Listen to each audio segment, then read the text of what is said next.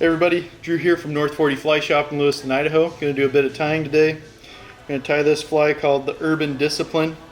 It is my take on John Montana's hybrid carp fly.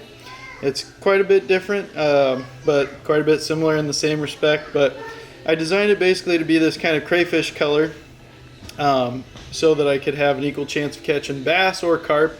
I call it the Urban Discipline for a dorky reason, if you know, you know, but otherwise because I fish it around urban areas for carp, so right around the LC Valley. Not to say that it wouldn't work up the Snake or the Ronde, because it does, but that's this fly. We're going to get into these materials and how to tie it. Thanks for watching. Alright, so let's get into this fly and go over the materials, what I'm using today. I'm using the Gamakatsu S11 size 8. For the eyes, I'm using bead chain eyes here. John Montana's pattern uses just normal eyes. I like the bead chain in this variety, or in this version. Gives us some weight, but it also gives us a little bit of stability. I'm using some UV polar chenille in copper, rusty copper color. From Nature's Spirit, I'm using the crayfish colored schlappen. Also from Nature's Spirit, I'm using Gallup's brown olive schlappen. And for the tail, using fluorescent orange ultra chenille. Alright, so again, I have already put my bead chain eyes on at this point. Now I'm going to add my tail. What I did here is I cut this, basically the width of this cardstock. I'll flip this around. Basically the width of this cardstock here. It's the perfect width for a sandworm worm if you're tying one, but also for this. I'll end up cutting off a little bit, but I do want a pretty long tail on this, so I'm going to park my tail about right there. Oh, and I forgot to mention for the thread, I'm using GSP 75 in this burnt orange color. I like this thread, but the color does kind of leach a little bit on your fingers. Not the biggest deal, but kind of annoying. But it's a good color and it's strong. So I'm going to go ahead and secure down my tail here. Don't have to go crazy, but enough to make sure that it's going to stay on. Come in and snip off my excess. With some dull scissors. Alright, then I'm going to work my way back to my tie-in point. Now I'm going to start with my feathers. What I'm going to do in this step is select two pieces of schlappen that are relatively the same length and size. I'm going to tie these in by their tips, and what I'm going to do is basically make a sandwich with these two pieces of schlappen and the chenille. The chenille will be in the middle, and we're going to twist it up and make this cool little braided pattern. I'll show you here in just a sec. Forgot to grab my tool. Alright, and we're back. Forgot to grab this. This is a pretty crucial step in this process. I like to use this Gator grip dubbing spinner from Loon. It's pretty cool because it does come with the dubbing loop hook or the Gator grip tip. We're using the Gator grip tip, say that 10 times fast, today to spin this up.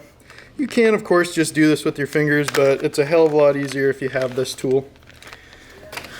Alright, so I'm going to grab my first feather here. I don't really care which one you grab first, doesn't matter, but what you're going to want to do is fan out these feathers and just tie in from the tip like I mentioned before.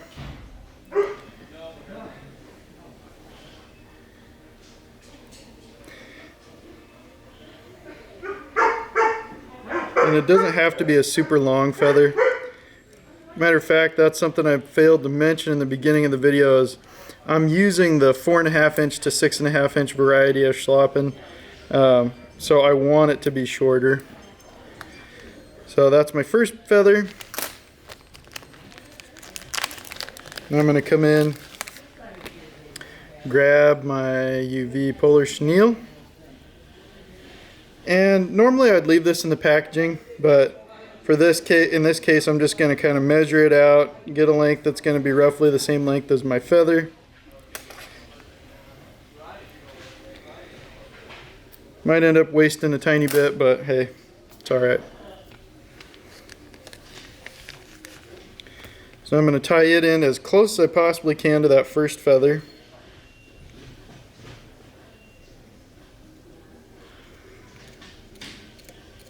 trap a couple fibers, it's okay. They're going to get covered up anyway. I'm going to grab my second feather. Again, carefully going through, getting these fibers out. Like a set of fingers, you know, that way. And if it's not totally perfect, we can ensure that it's close or close enough when we go to tie this in. And then, you know, if it's still not great, after we have tied it in, we can still pick it out with a bodkin or a brush.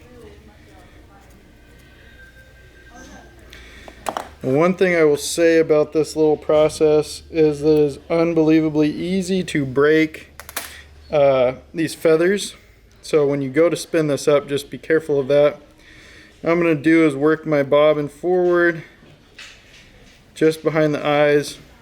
I'm going to put in a half hitch. Normally I have a bobbin holder, but I don't today, so we're going to work with what I got. I'm going to grab my jaws, make my little sandwich here.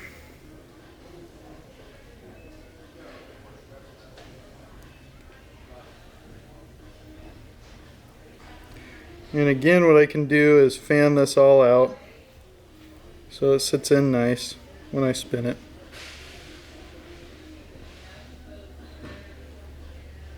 Looks pretty good. Grab my jaws and spin this dude up.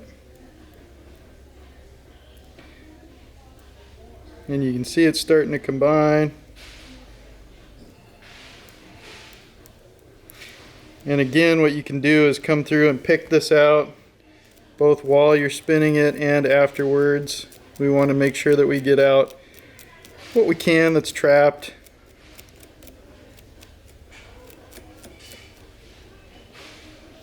Pulled out a piece of my chenille there.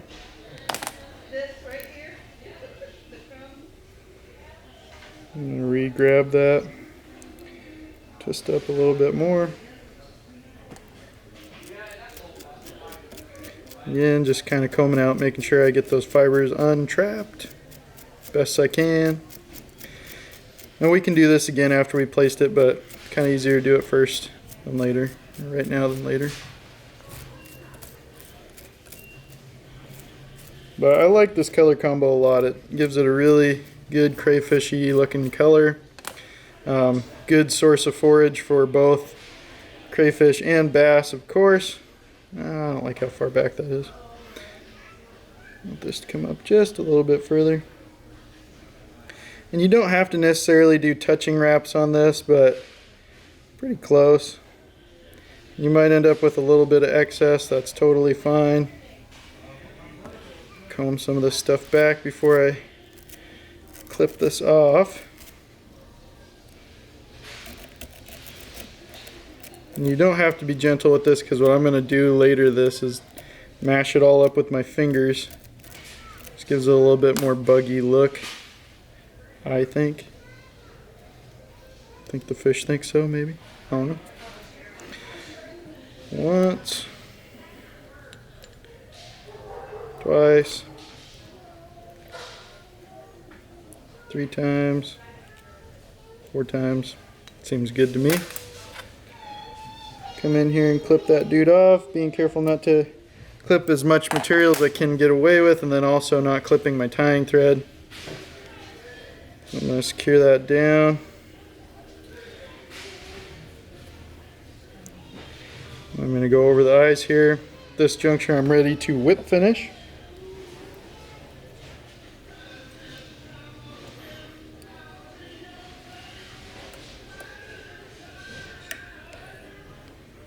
On carp and bass flies, I always do 2.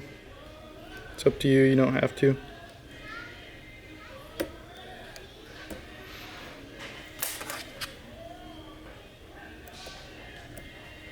Some dull scissors. So as I mentioned, now what I'm going to come in and do is mash all these fibers up just with my fingers. You don't have to do this, I just think it looks kind of cool. It looks kind of buggy in the water.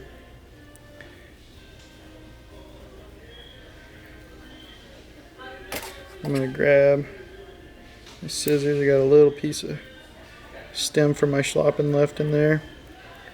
Again, I'm not super worried about it. If it's kind of ugly, this is an ugly fly, but produces results. I've had good luck on this fly with smallmouth especially, but it is a good carp fly as well.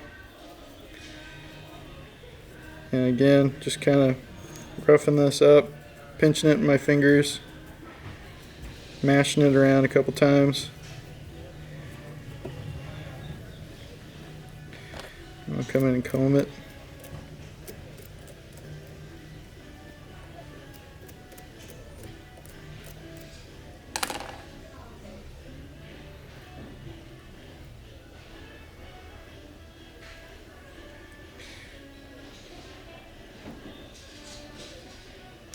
Now at this point you can hit it with some head cement if you want to. You could hit it with some UV. I've got like some fluorescent orange, or I guess hot orange UV from Loon. I'm going to apply that on this fly, I think, in this case. So I like the thin variety, it's way easier to work with. I just do a little bit here on the eyes of my tying thread. I'm going to zap it. A few seconds here.